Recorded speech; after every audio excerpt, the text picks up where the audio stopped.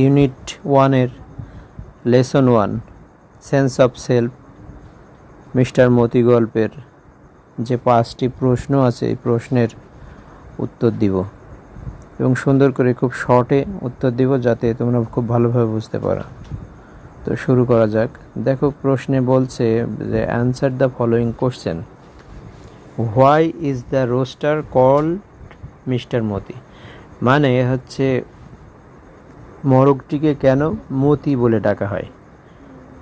তো এর উত্তর হচ্ছে সহজে দেখো answer. The rooster called mister Moti because Sonabhan treat it like her own son. মানে সোনাভান ওই মোরগটিকে তা মিস্টার মতি বলতো কারণ তার হচ্ছে তার ছেলের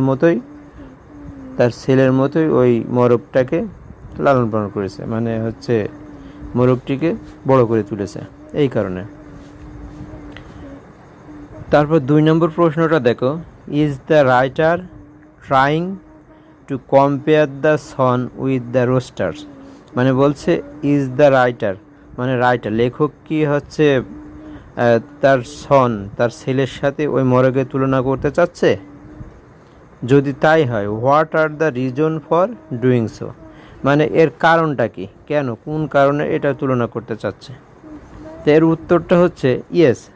তুমি এভাবে লিখবা যে yes the writer trying to the son আমিন উইথ দ্য রোস্টার।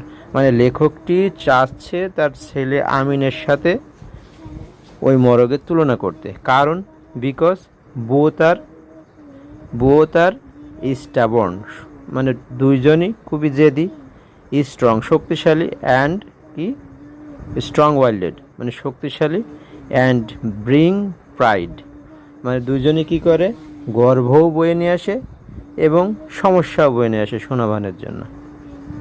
আশা করি তোমরা এই প্রশ্নটা খুব সুন্দর করে বুঝতে পেরেছ।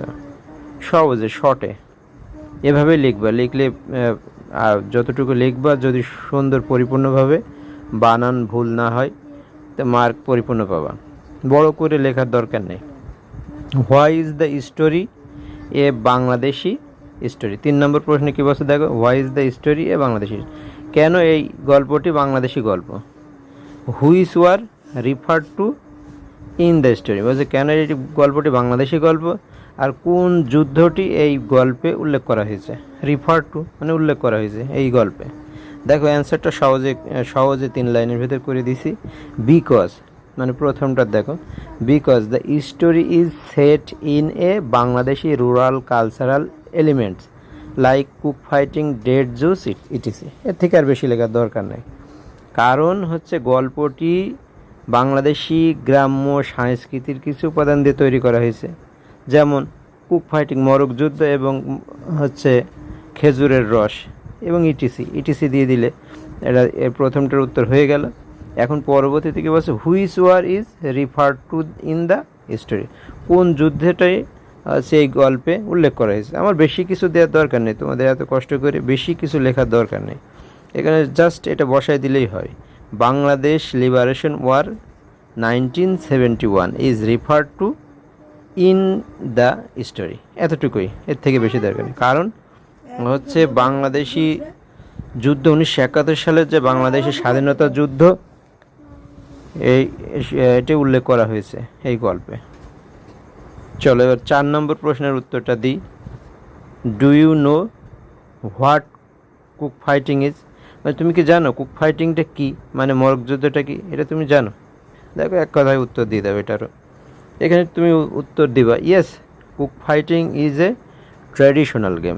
তুমি এটা এক কথায় উত্তর দিলে হ্যাঁ এটা কুক ফাইটিংটা কি, এটা যে ঐতিহ্যবাহী গেম, ঐতিহ্যবাহী খেলা হয়। আর যেখানে রোস্টার্স, যেখানে মোরগেরা ফাইট ইচ আদার, যে মোরগেরা কী করে একে অন্যের সাথে যুদ্ধ করে সহজে। তারপর চলো 5 নম্বর প্রশ্নে কী বলছে দেখি। What do you think about the mother son relationship? এটা অনেক বড় করে অনেকেই লেখে, তো আমার দরকার নেই, আমি যতটুকু পারি, আমার অত বেশি মুখস্থ করার ক্যাপাবিলিটিও নেই, যার কারণে তুমি সহজে এটা দিয়ে দেবে।